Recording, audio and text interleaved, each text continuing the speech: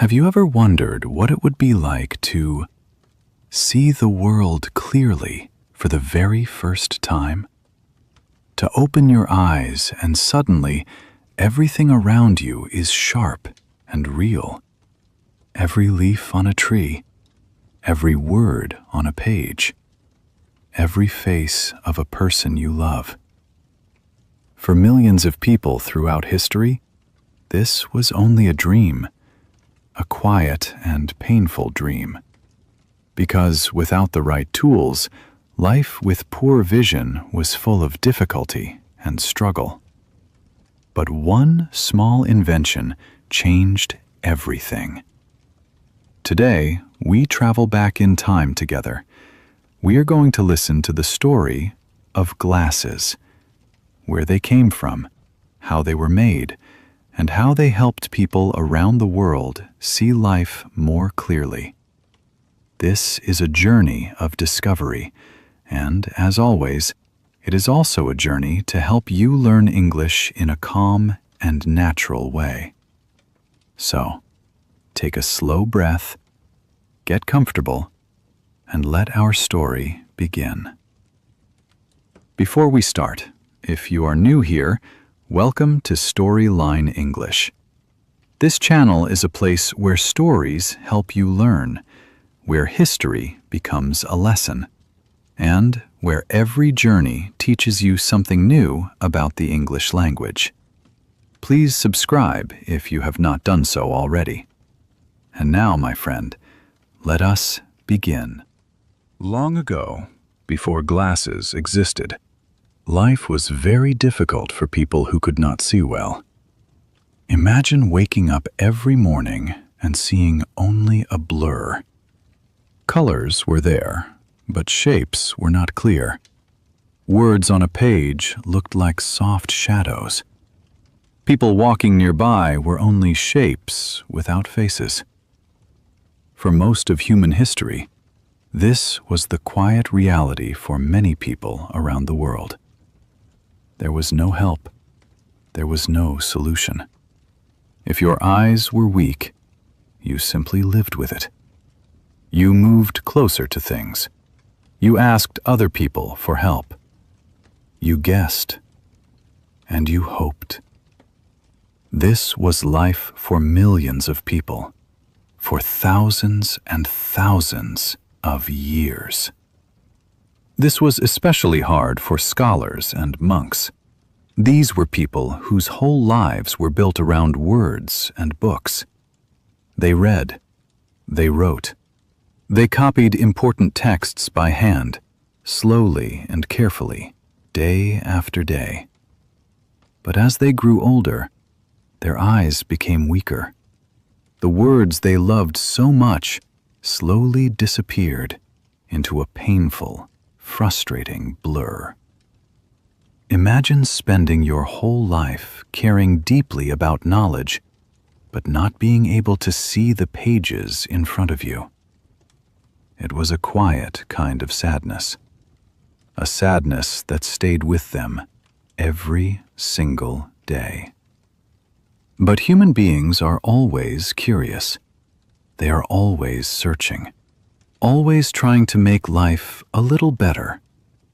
And slowly, very quietly, people began to notice something interesting, something small, something that had always been there, but that no one had ever truly paid attention to before.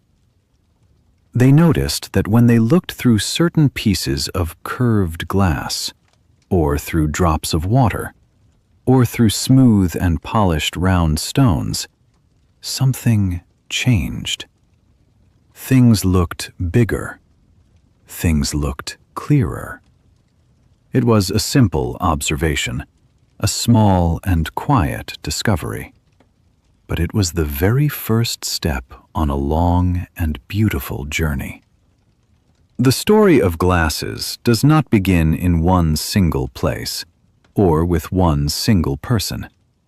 It began with many curious minds, in many different countries, across many long years.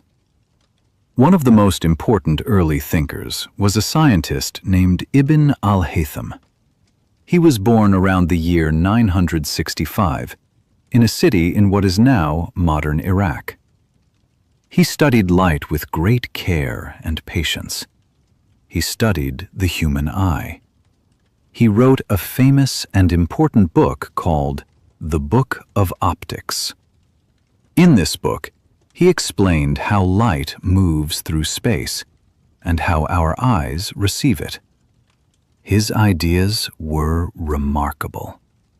His ideas traveled far across the world, and they were read and studied by scholars in Europe for hundreds and hundreds of years after his death. Later, in the 1200s, in the quiet monasteries of Europe, monks who spent long and careful hours reading holy books began to experiment with pieces of glass. They were looking for a way to read more easily, to see more clearly. One day, someone placed a smooth and rounded piece of glass directly on top of a page of writing, and something wonderful happened. The letters looked bigger, clearer, easier to read. These simple tools were called reading stones. They were not glasses yet. They had no frames, no arms, no bridge for the nose. But they were the very first hint that glass and light, working together, could help the tired and aging human eye.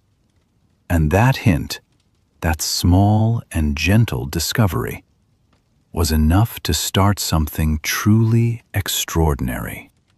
Around the year 1285, somewhere in the warm and beautiful cities of northern Italy, possibly in Pisa, possibly in Venice, something new appeared in the world.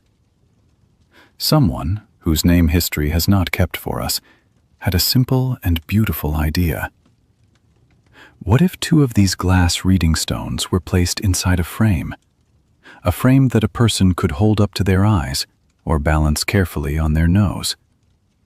What if clear vision could be something you could carry with you?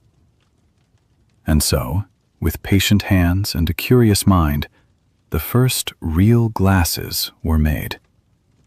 They were very simple tools, two round pieces of glass, each inside a small wooden or metal ring. The two rings were joined at the top like a tiny bridge. The wearer balanced them on the nose or held them in one hand. There were no arms, no sides, nothing to hold them to the face. But none of that mattered in that first moment, because for the first time in human history, a person could look through two small pieces of shaped glass and see the world clearly. Could you imagine that moment, my friend?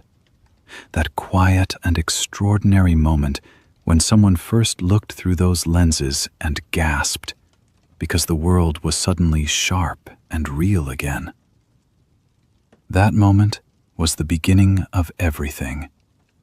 That moment changed the world, one pair of eyes at a time. Word spread quickly, first among monks and scholars in their quiet monasteries, then among merchants and traders who needed to read letters and count numbers, then among writers and thinkers, then among kings and wealthy rulers who could afford fine things. Everyone who struggled to read or to see clearly wanted a pair of these new glass tools. The discovery moved like a quiet fire, passing slowly from city to city, from country to country, from one pair of curious hands to the next. Glassmakers in the city of Venice, Italy, became very important. Venice was already famous around the world for its beautiful and delicate glass. Now its glassmakers had a new and deeply meaningful job. They made glass lenses carefully and slowly, one at a time, by hand. Each pair of glasses was unique, and because they were made by hand with such care and skill, They were expensive. Only wealthy people could afford them at first. Poor people with weak eyes still had to struggle, just as they always had. But the idea was alive and growing, and people were beginning to understand something very important. They noticed that the shape of the glass mattered greatly. A thicker and rounder lens helped people who could not see things up close. A thinner and flatter lens helped people who could not see things far away. This was a beautiful and significant discovery, because it meant that glasses were not one simple tool for everyone. They were something personal, something made for each person's own eyes. And this quiet understanding would push the story of glasses even further forward into the future. Hundreds of years passed. Glasses improved slowly but steadily, one small and careful step at a time. By the 1600s, craftsmen had added a wonderful new feature to glasses: long, thin arms made of metal or wood that extended from the sides of the frame and rested gently over the ears. This made glasses much easier and much more comfortable to wear throughout the day.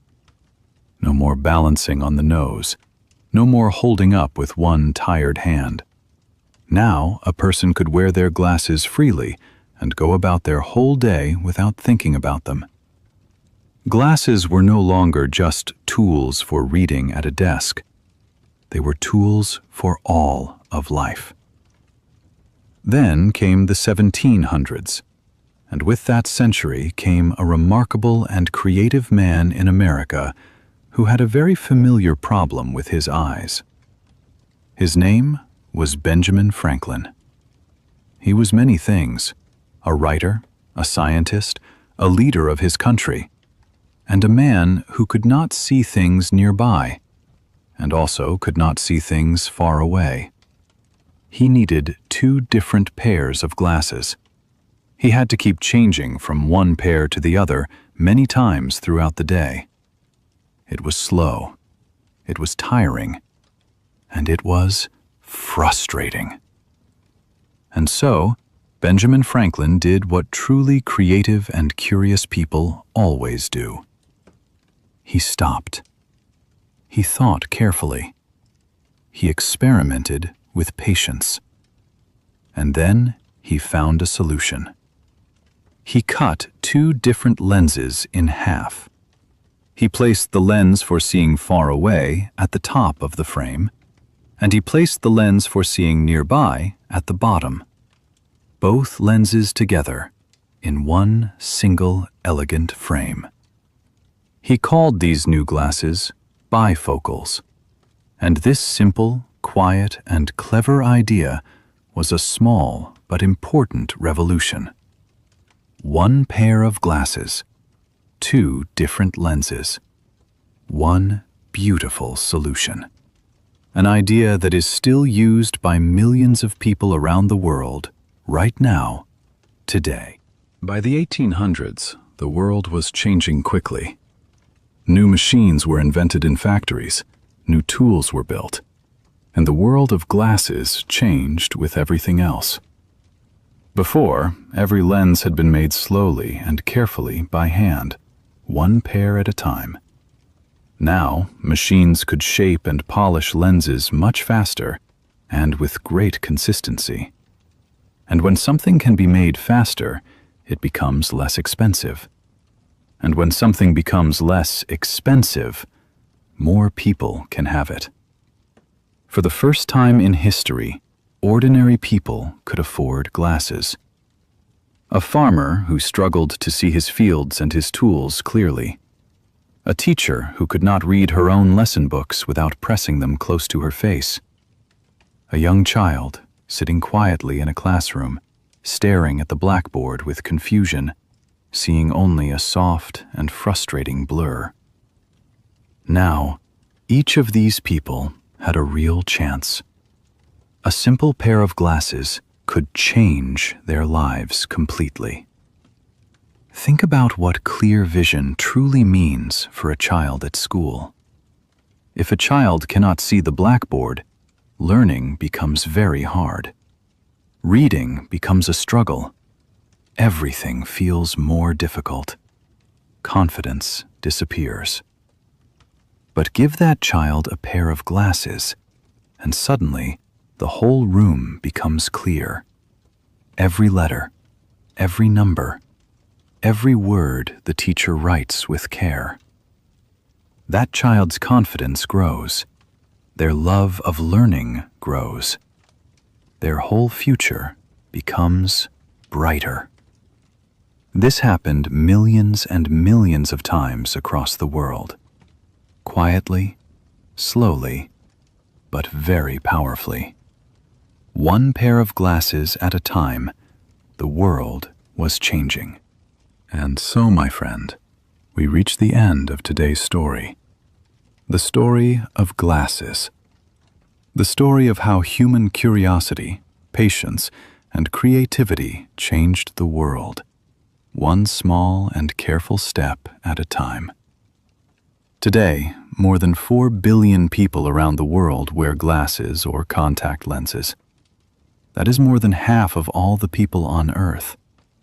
All of them are living more clearly, more freely, more fully, because of a long journey that began with a simple and quiet question about light and glass, nearly 1,000 years ago.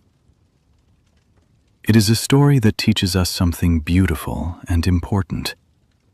Big changes do not always begin with big moments.